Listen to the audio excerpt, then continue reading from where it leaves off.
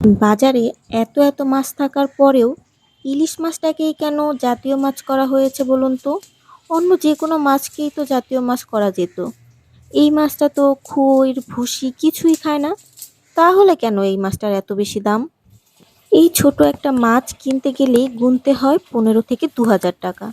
যাই হোক, অনেক দিন বলার পর এইরকম একটা মাছ আমার বাসায় কিনে আনা হলো। এখন এটাকে আমি কিভাবে রান্না করব? এই কথা বললেই সবার প্রথমে আসে সরিষা ইলিশের কথা।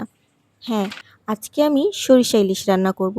সরিষা ইলিশ তো অনেকভাবেই রান্না করা যায়, কিন্তু আমি আজকে রান্না করব একদম সহজ পদ্ধতিতে।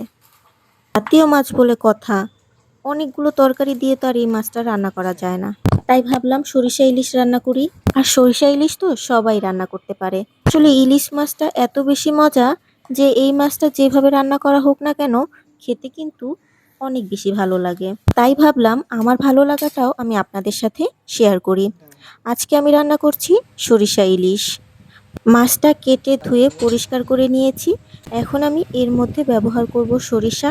আর আমি এখানে কিছুটা কাজু বাদাম ব্যবহার করছি। অনেকে কিন্তু বাদামটা ব্যবহার করে না, কিন্তু আজকে আমি ব্যবহার করছি, কেননা আমার মনে হয় বাদাম ব্যবহার করলে কিন্তু এটা খেতে বেশ দারুণ লাগে। এবার পেঁয়াজ, বাদাম আর সরিষা দিয়ে একটা পেস্ট তৈরি করে নেব।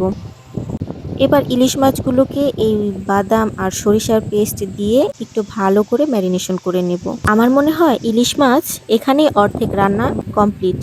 একটু ম্যারিনেশন করে রেখে আমি এর মধ্যে দিয়ে দেব হলুদ, মরিচ আর দিয়ে দিয়েছি স্বাদ অনুযায়ী লবণ।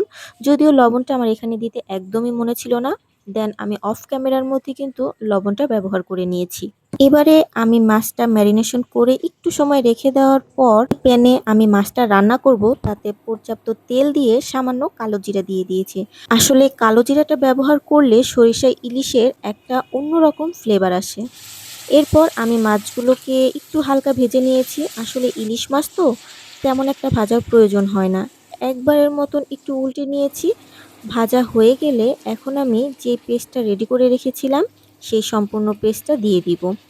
পেস্ট দিয়ে দেওয়ার পর ওই একই হাঁড়ি ধুয়ে সামান্য কিছুটা পানি আমি এর মধ্যে দিয়ে দিয়েছি। এই তো আমার ইলিশ মাছ রান্না কিন্তু একদম কমপ্লিট।